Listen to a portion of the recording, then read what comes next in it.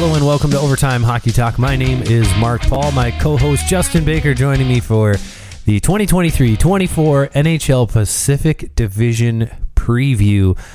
Justin, we have made it through half the league, and we officially crossed the threshold of 50% as soon as we get to the Anaheim Ducks. But before we do that, Justin, hi. Hi, Mark. And give me your thoughts on just the Pacific Division in general.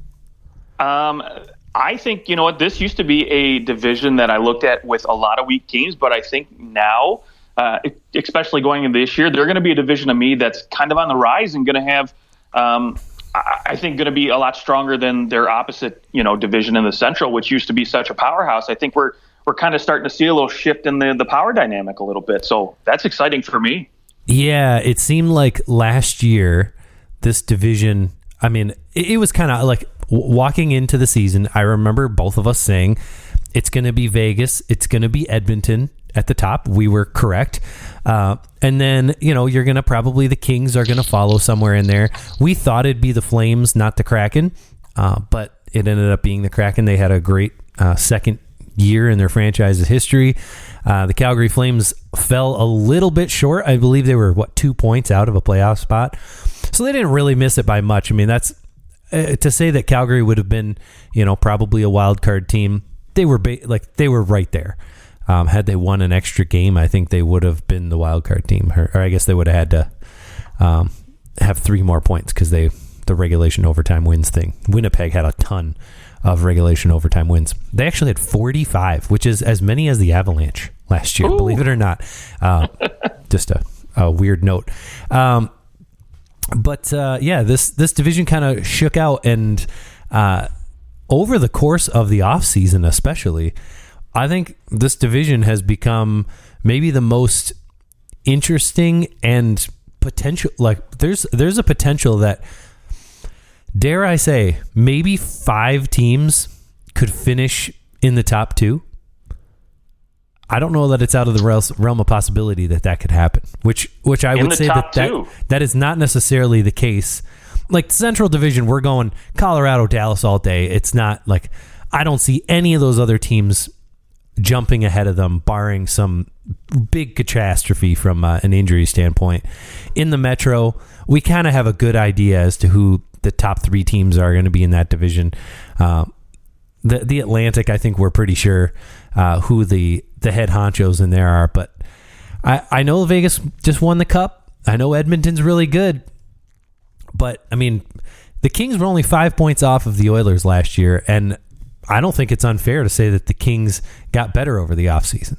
I don't think that it's unfair to say that the Flames got better over the offseason, and that the Kraken are likely going to build on what they had because of the young players that are going to come in. Vancouver probably is not going to be as bad as they were. So those are 6 teams. I think there are 5 teams that could have a full turnaround and could finish in the top 2 in this division. What do you think? I don't know about maybe top 2, but I could see if you said top 3, right? Like the top 3 is not guaranteed for Vegas, Edmonton, and LA, right? There's other teams that could easily squeak in there. You mentioned Seattle and Calgary, right? I mean, again, those teams finished in the top 5, and again, we'll wait and a little. I don't want to spoil it too soon for the listeners, but those top 5 teams maybe might be finishing towards the top again and could potentially be in the top 3 discussion easily. Yeah, I just look at the division. The Pacific Division 2 years ago in 21-22, when the Vegas Golden Knights missed the playoffs. We know they had plenty of injury problems, but I don't know that it's a guarantee that the Vegas Golden Knights win this division or even finish in the top 2 of this division. It's not to say that they're not a really good team, but does anybody love their goaltending through a full 82-game season? Because I don't know that I love their goaltending, and Logan Thompson wants to get out of there. So this is it's going to be an interesting kind of season for the Golden Knights. Defending the Stanley Cup, they're absolutely going to make the playoffs. Probably, maybe. Are they a lock? You don't want me to say that about any team. If they're your team, that it's a lock.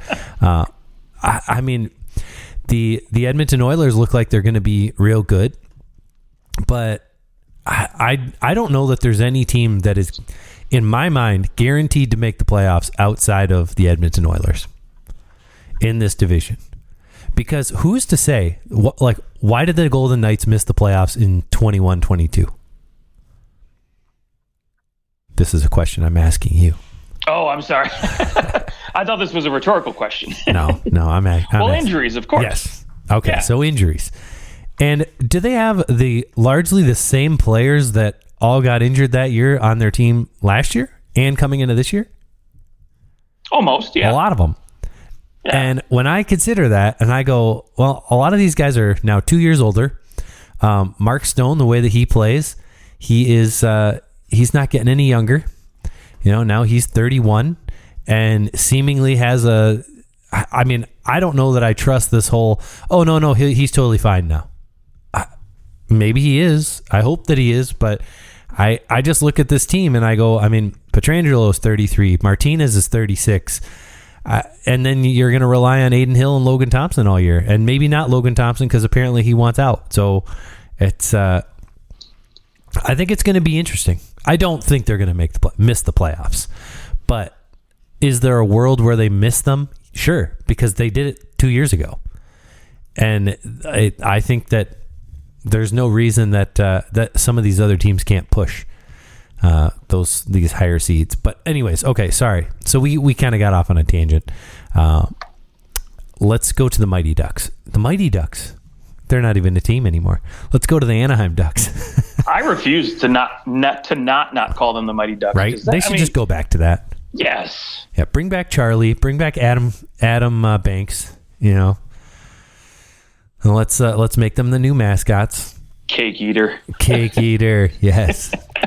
The what was it? The Bash Brothers. Oh yeah, the Bash Brothers. I gotta go back and watch those movies. I can't wait till my daughter's old enough to watch those and actually like them.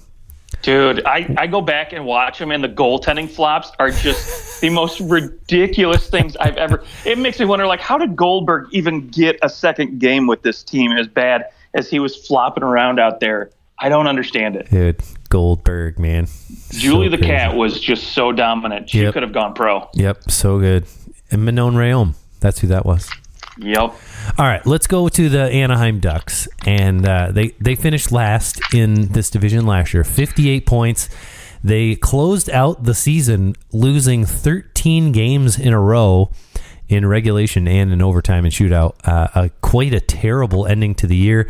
Didn't even reach 60 points. One of the worst regular seasons, I believe, in post-salary cap era.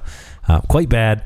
And they come into this year looking much the same, other than a lot of their younger players are a year older, and maybe some draft picks make this team, like Leo Carlson, who was taken third overall. Second overall? Second, yeah. As soon as I said it, I knew it sounded weird and wrong. What do you think of this Ducks team? Oh, well, new head coach, right? That's going to be the biggest difference in my opinion, and it's who wants to stay around for a rebuild, right? Right now this team's kind of going through obviously trying to get new contracts for Trevor Zegras, Jamie Drysdale. Apparently Zegras and the team have agreed on a 3-year contract, but beyond that, I haven't heard a wink about Drysdale. And you have to imagine with, Jake Sanderson's new contract, that 8 years, $8 million that he signed, and essentially putting up the same production and amount of games played as Drysdale. He's got to be licking his chops at this one. But Drysdale is on the he's the 10.2 type of RFA. So he can't be offer sheeted nothing. He's basically at the mercy of if this team wants him to sign. Yeah, yes, no leverage. I think the best thing, if you're willing to bet on yourself, is just take that 1-year deal, walk into next year, have another great year like you did 2 years ago, and all will be solved. You will get paid a ton of money. Now, maybe some of this comes down to him going, boy, I don't know that I won't get another injury like that, and then I don't get paid anything. So I'm going to hold out for a few $1 million for a few years and just try to get some stability, which I can't blame him for the stability either. But I think if he bet on himself, I think he could get a deal like Jake Sanderson did in Ottawa, but he needs to have another decent year this year. Yeah, I agree. I think for a rebuilding team, right, you're a little hesitant to hand out large contracts because they could potentially burn you down the road. Talk to Troy Terry about that one, though. Oh, well, I mean, I like Troy Terry's contract. Talk to Alex Killorn, who will be paid $6.25 million when he's 38 years old by this Ducks team. Yeah, that's another one where I think they just kind of were like, you know what, we need some veteran guys in here. We need to get up to the cap floor. So we're going to overpay $1.5 million to a guy like Alex Killorn and maybe give him a year more than what he really deserves. But, again, in 3 or 4 years, I think that's probably right around the time frame where this Ducks team will be ready to compete again. At least you hope, right, about the time Trevor Zegras is 24, 25. In 3 years, they're ready to really go full Leo Carlson is 20, 21, and yeah. Yeah, and by that point, with the cap going up the way we think it all will probably go up, and Mason McTavish owed a new contract. I think it won't look too bad, but for right now, though, just looking at it, I'm like, okay, that's. But again, I just think a salary cap floor, right? And this team does have $16 million cap space, and trying to get Zegras and Drysdale signed still. But this will be an interesting group. I mean, really, you can't get any worse than what they were last year, right? They were last in goals for. They were second, worst in goals against. They were second worst in penalty kills, second worst in power play. So, I mean. Unless you go worse in every single one of those categories, it's kind of hard to get even worse than you were last year. And I imagine with what I'm assuming is a better head coach, a more defensive-minded coach coming from the Islanders system, they should play a little bit more of a cohesive game. Yeah, let's hope so. Let's hope so. This is what I don't like about this team, is that there is a strange mix of talented veterans and young players. And it's almost like someone out there is going, can these guys put this all together and be a much better team than what we saw last year? Because, I mean, Troy Terry, he deserved that contract. He's making $7 million. Good on him. Alex Killorn has obviously had a really nice career in Tampa Bay. He comes over here. But why? Why go sign a guy like Alex Killorn and not give Trevor Zegras the money that he is going to get? Like, he's a star because of what he can do. I mean, he may not be an absolute, number one top player in the league kind of thing. I mean, 65 points last year, 23 goals. I think with better players around him, he's probably an 80-point guy. He's a point per game guy. So he's going to get his $8 million, $9 million a year. And I think that's who you should have paid. That you should have taken care of him first. Him and Drysdale, built for the future. It just seems like they're going to be stuck in the middle, but they're also bad. Like, I think take last year and kind of throw it out and look at how they were coming in the year before. 76 points. They were young. They had Drysdale's coming off his rookie year. Zegras is coming off his rookie year. And you're going, hey, this Ducks team is probably going to get better next year. From 76 points, maybe you're hoping for an extra 4 or 5 wins up into the mid 80s and then maybe competing for a playoff spot this year or next year. And instead, this team has a strange overpayments. Like Radko Gudas, 3 years at $4 million a year. There's just a lot of weird. The makeup of this team doesn't make sense because it's like they're trying to rebuild, and at the same time they're trying to be good, but they're not. I don't like the makeup of the team right now, and I'll be curious to see how the three centers of Carlson, McTavish, and Zegras kind of can play out here. I know Strome is also a center. You can throw him on the wing. All these guys can also play the wing. I'm curious to see how that can pan out because those three centers, Carlson, McTavish, and Zegras, long term, that looks great. You're in a great place having those three guys down the middle, and you can build around that easily, especially with Troy Terry the way that he's been playing. The rest of the makeup of the team just doesn't seem to make sense. It's like either rebuild and be bad, or try to be good and retain your guys. Like, start paying these guys what they deserve, and let's move forward.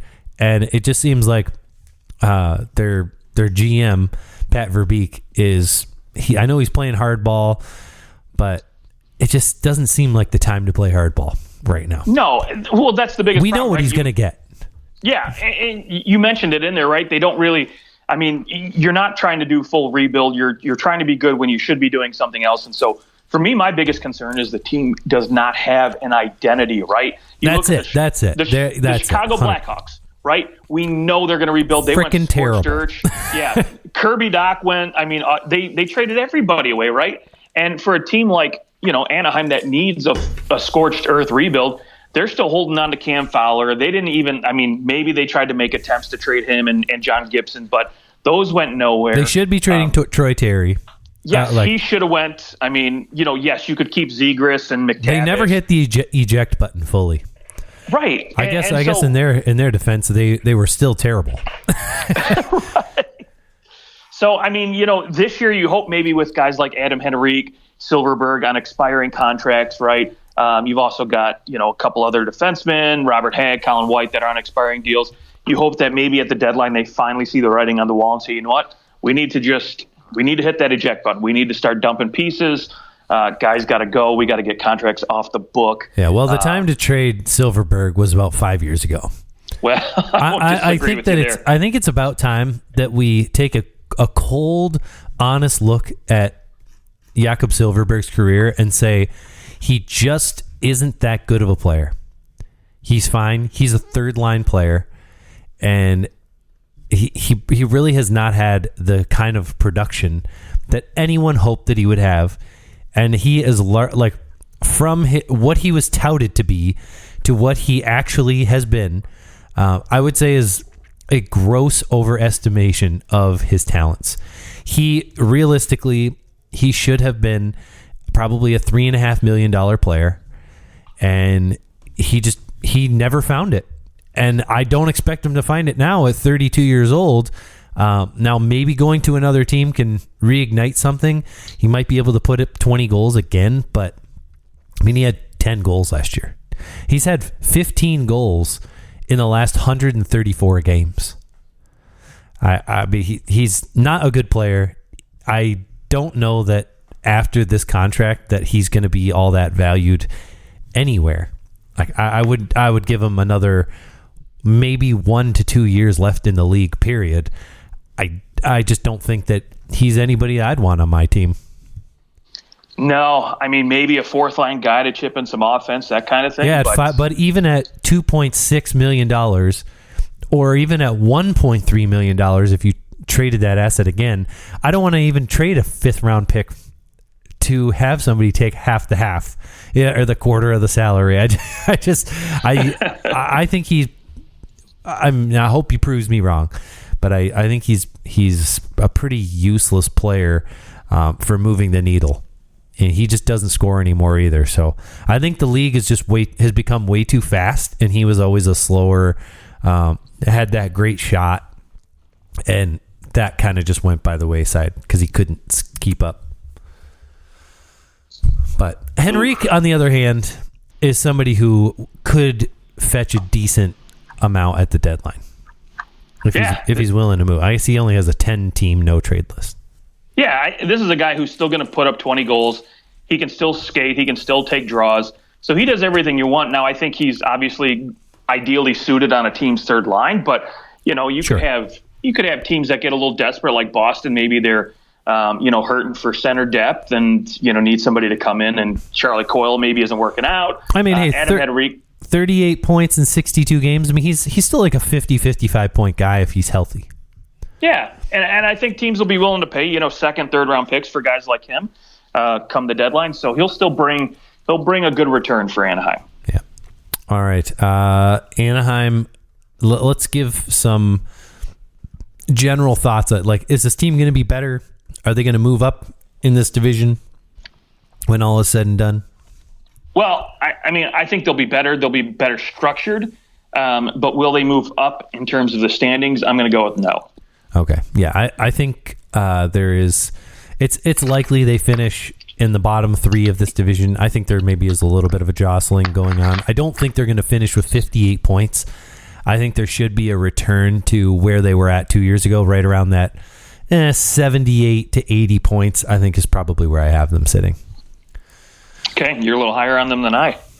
Yeah, I suppose. I suppose a little higher. Like, I see them maybe more, like 80 points, like a little bit worse than what Vancouver was last year.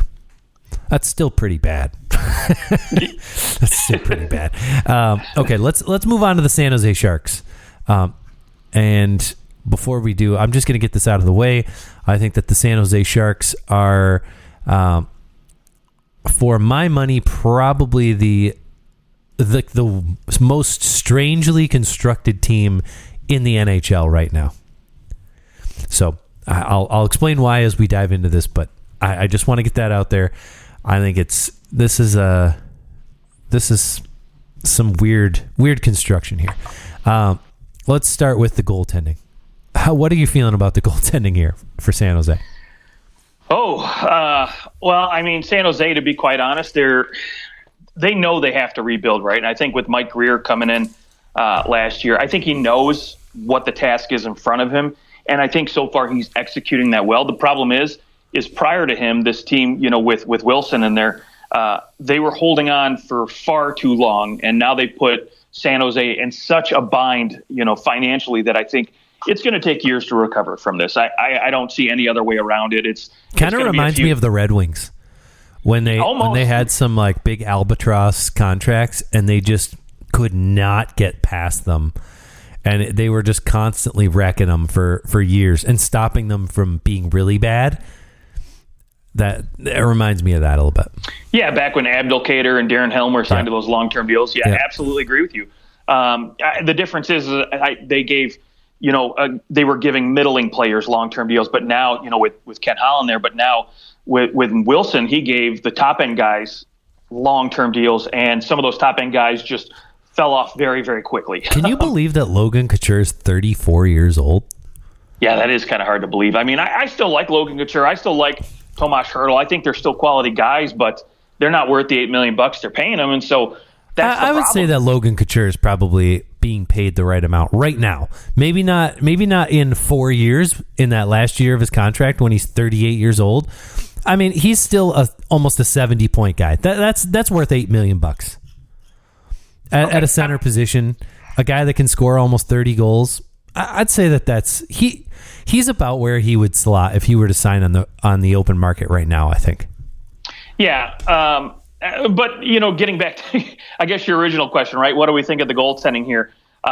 Personally, I think the Sharks are just kind of grasping at low risk pieces that could potentially have high return, right? So I look at Mackenzie Blackwood, a guy who a few years ago was potentially looked at as, okay, he could be a number 1B goaltender for the Devils, and then kind of quickly fell off the last 2 seasons as far as his potential was concerned. And maybe that's his fault. Maybe that was a team kind of on the rebound in New Jersey, and they just catapulted last year. Of course, we all know what happened with that. But I think maybe if he can come in, turn things around a little bit, I think maybe Mike Greer's just looking for somebody who can be, provide some stability in net, but then 2, also provide a decent return when the contract nears the end and he can, cash in a little bit, I think. Okay. Is this team worse or better than, what was it? The Buffalo Sabres, the year that they finished last in the league. Was that 2015-16? No. 15-16. Boy. What year did they take Jack Eichel? Was that 20? That was 16-17? Yes. No, it was not. No. Oh, God, why can't I remember? Or was that the year before? What year is Connor McDavid drafted? He was drafted in 2015, right? Yeah, this was 17-18. 2015. Yeah, it was 2015. The 14-15 season. Here are the goaltenders for the Buffalo Sabres. Jonas Enroth, Michael Neuwirth, Anders Lindback, Andrei Makarov, and Matt Hackett. Hackett. Mostly it was Enroth played 37 games, Neuwirth played 27, and then Lindback played 16 games.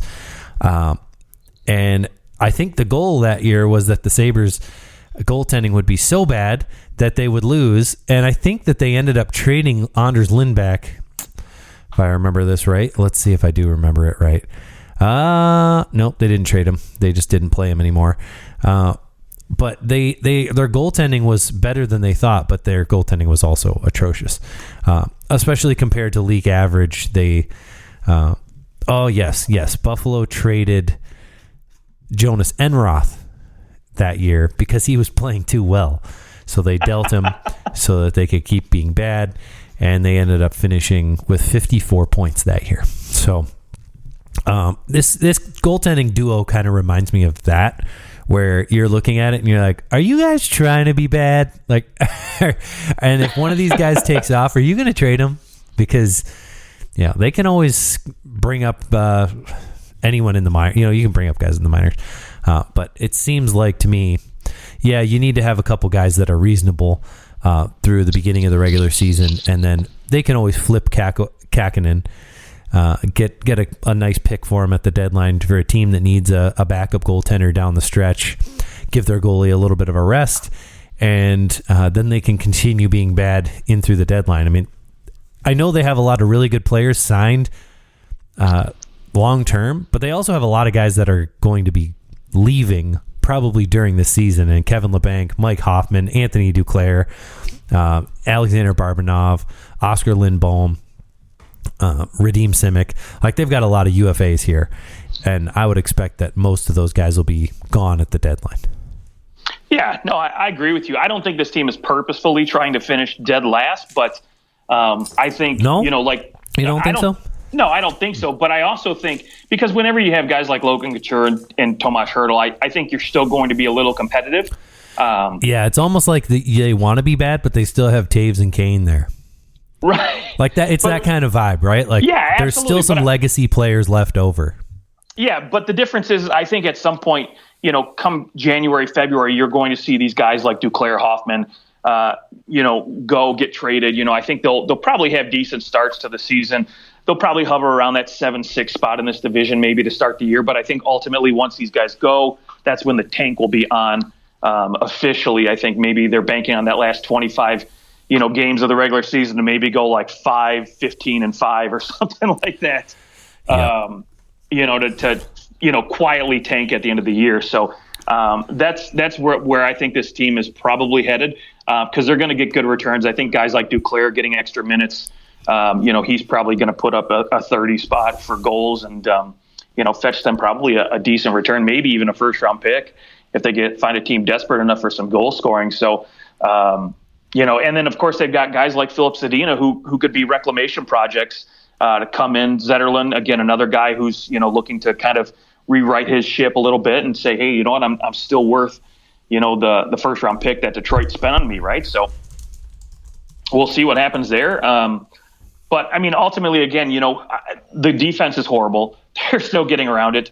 Vlasic's going to be your number one guy. For Mario Ferrero, maybe coming in here is going to be, your number one guy, but that's pretty much it. And if you got to rely on those guys to play 20 to 25 minutes a night at least, it's not going to work out good. Yeah, it's. I mean, Sharks they're going to be bad. We know it, and it'll be interesting to see, can William Eklund stay with them the whole year, or will he end up in the AHL? He's 20 years old now, drafted 2 years ago. I don't think that Will Smith gets a sniff at all, would be my guess. Their 2023 draft pick at 4th overall. He'll play some preseason games. I don't think that he makes it to the regular season, because there's just no reason to have him make the regular season. You don't want to destroy someone's confidence. He can go back and he can play for the U.S. development team, or I guess he can go to college, right? Yeah, Boston College. So he'll go play at Boston College.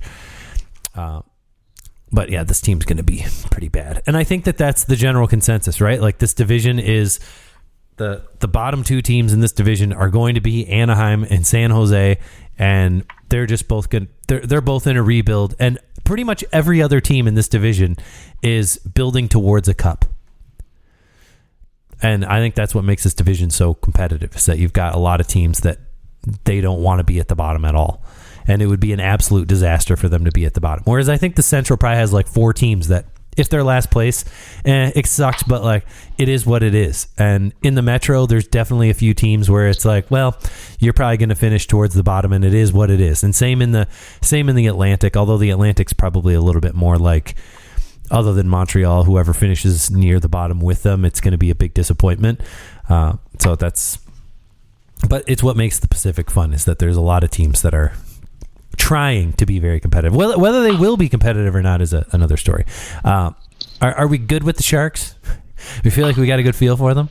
Yeah, I think they're going to be, holding off the Ducks for that last spot, but I think ultimately San Jose will finish 7th, maybe by a point or two, not much. Okay. Yeah, I have them finishing below them. I think that pieces will be ejected more quickly.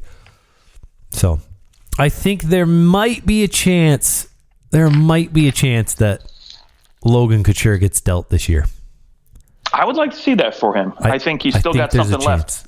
I mean, the teams that could take on a guy like Logan Couture mid-season without any salary retention, which I don't know that you can. I don't know that you're dealing Logan Couture without some salary retention. But the teams that could take him on, I guess, would really be like the Buffalo Sabres. Well, I mean, let me just throw something out there to you like this, right? So maybe you don't retain half of his salary, but you retain a couple $1 million. Sure, like a Phil Kessel kind of deal where it was like like 1.9 million or something, or like basically $2 million. Yeah, and say Charlie Coyle's not working out as a top 6 center for Boston. You flip those two guys, and maybe you throw a first-round pick and a prospect back San Jose's way, and now you've got yourself a legitimate top 6 center again. Hey, not a bad plan. Not a bad plan at all. I like it. Yeah, and that's the other thing, is that San Jose could say, well, we're not going to retain any salary, but we will take salary back. Where, they could take maybe 2 players that you don't want anymore. And like you said, Charlie Coyle, though, I don't know that you want to ditch him at this point. He's still decently productive, but sure. But just, again, scenarios like that, right? You could see playing out. Right. And San Jose is going to have $18 million plus in cap space at the deadline. So they're going to take on a few bad contracts at some point this season. It's hard to believe that Boston only has $429,000 in cap space. How is that possible when they don't have Bergeron or Krejci, and they really didn't go out and sign anyone other than like Lucic for $1 million, Van Riemsdyk for $1 million, and Morgan Geekie for a couple $1 million, but like they didn't really go out and make any big splashes. I know what this is, Pasternak is extension kicking in, but it just is funny that they have absolutely no salary cap. $4.5 million in bonus overages. Yep. That'll get you. That's a decent player right there. Exactly. Okay, let's go on to the Vancouver Canucks, who finished 3rd to last in this division last year, 38-37-7. They were they kind of made a run for it there at the end a little bit. They made it kind of exciting, like in February, March, they were kind of winning some games, but other than that, I think you would describe last season as a mitigated disaster. Mitigated disaster. I like that term. Yeah. It's not bad. I mean, JT Miller signing that big-ass deal and then coming out into that year with he just looked not the same player. It's funny because he ended up with 82 points, same amount of goals, but he just didn't seem like the same player. Not that he's not worth the deal. I think he'll be better this year. I think that everyone was better once Rick Tocchet got there. So it's almost like we can just kind of ignore the Bruce Boudreau thing. All that stuff was madness and probably a lesson in bad management. Rick Tocchet comes in there, and I think everyone kind of took a breath of fresh air and moved forward, because I think it's fair to just go, let's just forget about the Bruce Boudreau portion of that year. Let's look at what Rick Tocchet was able to do when he came in there. And if Rick Tocchet had continued with that point streak that he had while he was there, I think Vancouver would have been in a playoff spot or very close to one. So it'll be interesting to see what he can do and like how those changes actually play out throughout a whole year, a whole training camp, all that.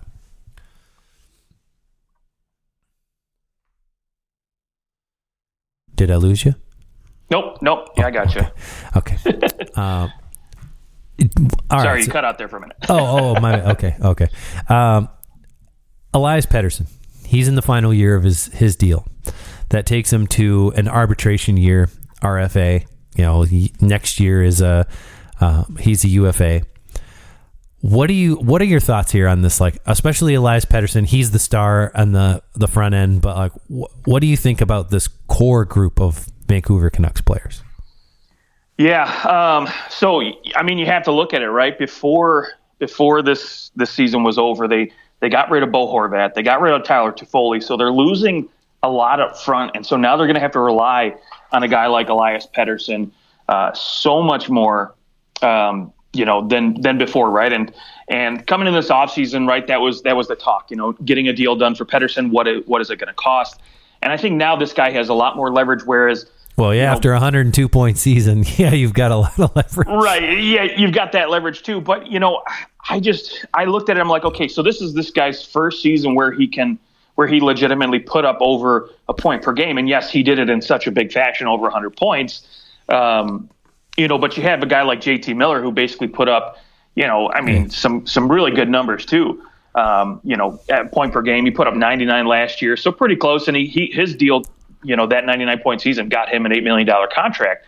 But also at 29 years old, whereas Pettersson will be 25.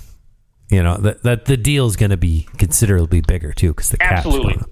Absolutely. And so that's the question mark, right? I don't know what to make of his contract, because do you take a short-term deal, bank on yourself in 2 years, and then just cash in for just stupid money, right? Or do you take a lot of writers and hockey guys are saying that he's going to probably come in somewhere around $11 million, and I don't know if I would pay that. But again, going back to his leverage, right? When you eject Bo Horvat and Tyler Toffoli, now the focus is purely on him to produce for this team. And having Pettersson, and JT Miller is going to be a nice 1-2 combo to have. I still don't know what they're going to do with Brock Besser in the short term. I think obviously he's going to start the season with them, but does he finish the year with them? I don't know. He was supposed to be traded 9 years ago when he was 15 years right. old. So. And I feel like every year we're talking about him getting moved, right? So, at what point, do they, just decide, hey, what, this is going to be a guy we're going to keep around for a while. So, yeah, we'll see. But I think ultimately Pettersson's going to get paid, $10+ million on an 8-year contract. I think that's what's going to end up happening. This guy's going to cash in. And he's going to be a quality player for this team. I have no doubts. He's a superstar. He had 102 points. Yeah. And the things that he can do with the puck, he's also incredibly entertaining. He absolutely is. And he's a guy that you want to build a team around for sure. But is this a team that is going to be is a playoff contending team right now? I don't know. I think, adding Filip Hronek on the back end was a very smart move. That's going to add a lot of offense back there, which they were sorely lacking outside of Quinn Hughes. So that'll be a plus. They bought out OEL, and really the biggest question mark for me is not necessarily can this forward group get it done. Is this defense going to be good enough now? It's really, is Thatcher Demko going to rebound? Because what, they went out, they got a decent backup now in Casey DeSmith. I like him as a number 2 guy who can play 30 games for you. But Demko's got to be better if this team wants any shot at making the playoffs. Yep. Yeah. If Demko has a good year, they're probably right in the mix. If he has an average year, they probably still are in the mix. But yeah, if he has a year like he did last year, it's a no bueno. But I tend to lean on the fact that I just don't know that their defense is good enough, and I think that that's what really hurt Demko anyways. I do like bringing in Carson Soucy, Filip Hronek. They tried to patch up the defense a little bit. I'm just not sure that it was enough. I don't know that either Soucy or Hronek are really more than like number 4s. And anything's better than OEL, but I just wonder if it's more or less patchwork. That's kind of how this team has been for since the Sedins left. And even before that, it's kind of just been a lot of patchwork. Yeah, you got Brock Besser, Pedersen. You traded for Miller, and you drafted Hughes and Demko, and it's like the rest of the group's kind of just been like, well, who can we get? And it doesn't seem like there's been this intention to build out the rest of the roster very well, and it's why I think this team, well, they're entertaining. They'll definitely win some games. Rick Tocchet is a very good coach. Guys love playing for him. I think this year they have a better year than last year, at least a more consistent year. I also think they'll be better at home, but I can't see this Canucks team eclipsing 90 points. I just don't know if they have it in them. You know, an extra few wins here and there, maybe get 40 wins on the season, but to get 90, to see this team getting 96 points to make the playoffs, I don't know that I see it. Especially when you show me the rest of the teams in this division. I'm not sure that there's a team in here that they can really jump, other than maybe the Flames if they really falter. But do we see them jumping the Kings or the Oilers or the Knights or the Kraken? Oh, no. I don't think so, but I guess, sure, anything can happen. Demko can have a crazy year, and they can just go off, and Rick Tocchet can win Coach of the Year, and they can win. But I think realistically, this team is still somewhere in the probably around the 5 or 6 spot in the division. I don't know that they're going to move a whole lot because, frankly, they didn't do a whole lot over the offseason other than bring back the same team that has seemed to struggle. Yeah, they can score goals. Like they can, they've got offense in their top 6, but that's about it. Well, yeah, that's the thing, right? I think to me the forward group didn't get any better when you lose, 2 big guys into Foley and Bo Horvat. But I do think the defense did improve a bit, and I think the goaltending is going to be a little bit better. It won't be great, but it won't be terrible either. So I think it's serviceable for sure. And again, when you look at the teams in front of them that we're going to talk about, I just don't think they did enough and added enough depth at the forward group and on the back end to really just say, you know what, they're going to jump Calgary, they're going to jump, these Seattle Kraken that are on the rise right now. I don't see it, and so to me, they're stuck in 6th place with nowhere to go. Okay, well, let's move on to the Calgary Flames then, since you mentioned them. The Flames were probably maybe the most disappointing team of the 2022-23 year in terms of expectations and how that actually lived out. I'm trying to think what other team that missed the playoffs were supposed to be such a lock from the year before. I know that Pittsburgh and Washington, it was a disappointing year, but I think we've been saying for a long time, is this the year that this team kind of nosedives a little bit and they missed the playoffs, and it happened to happen for both of them. But I think Calgary, 93 points. They did only miss the playoffs by 2 points. But I think after the seemingly great off season that they had, after having to lose Tkachuk and having to lose, Johnny Gaudreau, the players that they brought in, it seemed like they'd be able to figure it out. Especially after a 111-point season the year before. I'd say they were the most disappointing team. And now coming into this year, the expectations have to be still very high, make the playoffs, and go on a run. Yeah, no, I absolutely agree with you. I think, and the good news for Calgary, right, is today they managed to sign their captain, Michael Backlund, to a 2-year extension at $4.5 million. So he's going to be hanging around, which is a big positive for them. But I can't imagine that, that Huberdeau and Kadri are going to be as bad as they were last year, right? They bring in new coaching now. I can't imagine it being that bad. And Jacob Markstrom, me, is a better goaltender than what he was last year.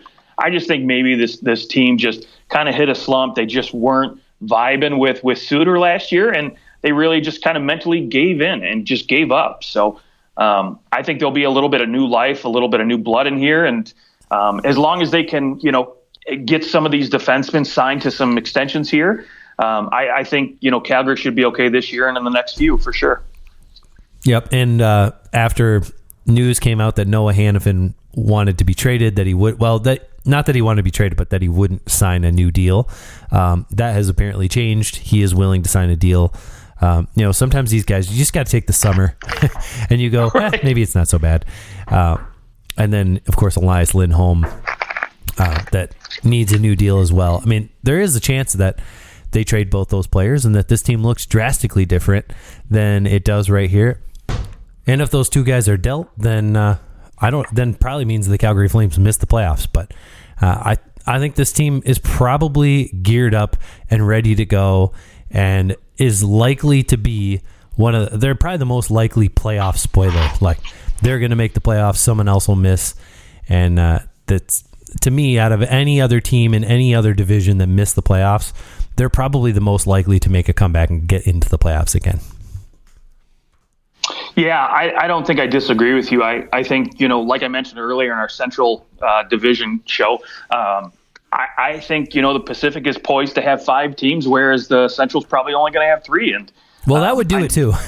Yeah, that would do it. Yeah, so no one in the Pacific needs to miss the playoffs that made it, but you think that could be 5. Yeah, that's right. I remember you saying that. Yeah, I think Calgary's poised to, definitely have an improvement.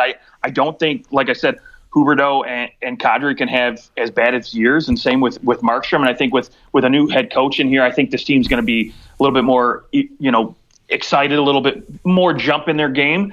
And I think Lindholm's going to get a deal done here. I think, again, he's one of those heart and soul type of guys. I think he does everything so well that this team's they're ultimately going to pay him. I think he'll probably come in around $8.5 million, similar to a Horvat style, Larkin deal. And he's absolutely worth every penny for this team. Now, whether or not he gets paid until he's 36 and an 8-year contract, I don't know. But, again, at years, 34 through 36, maybe it doesn't look that bad with the cap going up, so you can bite the bullet on that one. Yes. Yep. Yeah. And even if he gets 9, I think he's still worth it. Now, I know Michael Backlund just signed his deal. That's important to me just because there has been so much turmoil and turnover with some of this team's top players. When you look at their defense, though, like, let's not even consider the contracts. I mean, their top 6 is still probably, there's few teams in the league that boast a deeper top 6 than the Calgary Flames, and they're solid all the way around. I think that they're in a good position to be able to, kind of turn things around from last year.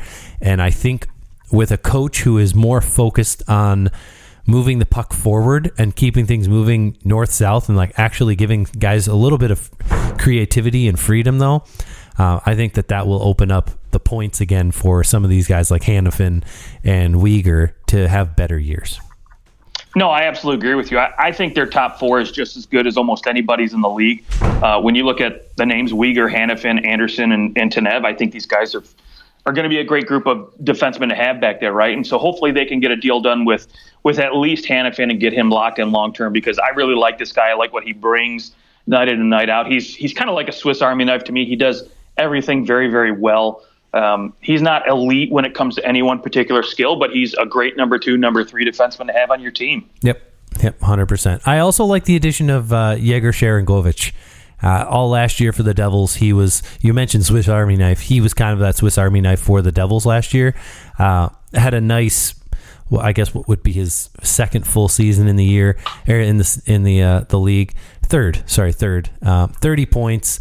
He did have some nagging injuries. I know he played 75 games, but he was playing through some injuries and didn't have a great playoff. But I think for the Flames, I can see him returning to 20 goals again, what he was at 2 years ago. I think a nice pickup. He'll kind of get a refresh, and he'll move higher up in the lineup. I think with the Devils, he was kind of he wasn't able to find his way into the top 6 at all. And I think there's a chance, given the line formation, that he finds his way into some more offensive situations, which will help his game, because I think he can score 20 goals in this league again. Yeah, absolutely. And, the one big thing, speaking of young players and guys who I think are going to have just, breakout seasons, right? I'm really looking at Dustin Wolf.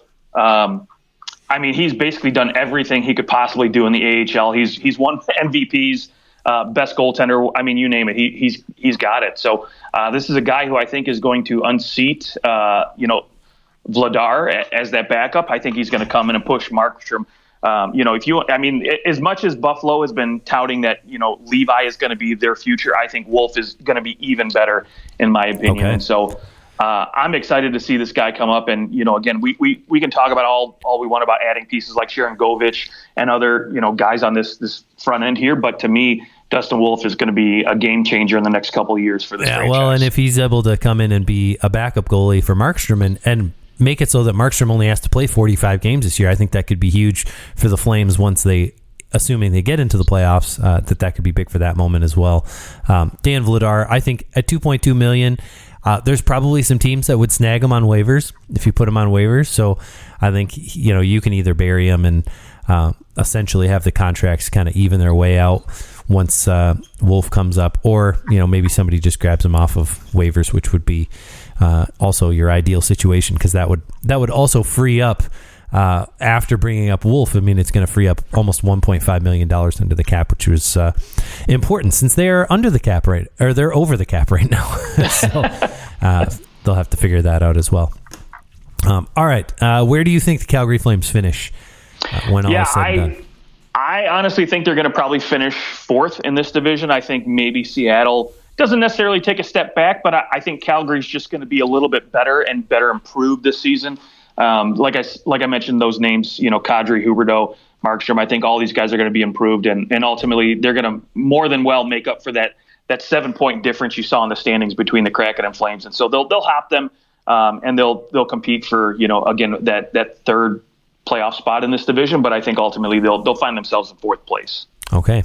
Yeah, I've got them finishing either third or fourth. I think, they could jump the Kings as well, and things may not look exactly the same in terms of the standing order. I think probably the same teams will make the playoffs other than the Flames getting in. Maybe the Kraken miss. It'll be interesting to see. We'll get to that on our next show when we preview the second half of the Pacific Division, but the Flames are definitely in the mix. I think that they're going to improve upon last year for sure. The only thing that could undo that is if they go, we have to trade Lindholm and we have to trade Hanifin, and they just have to trade them out of necessity, not because of how they're playing. I don't think you can keep either one of those guys if they're not going to sign. I don't think you can go, they'll just be our rental for the year. No, you got to go get something for them, and I think that you have to try and move forward without them and not push that envelope with them. So that would be my only exception, but. Agreed. All right. Well, that is the end of our show. You can find us on Twitter at OT Hockey Talk, and tune into the next one where we preview the second half of the Pacific Division. And until then, we will talk to you later.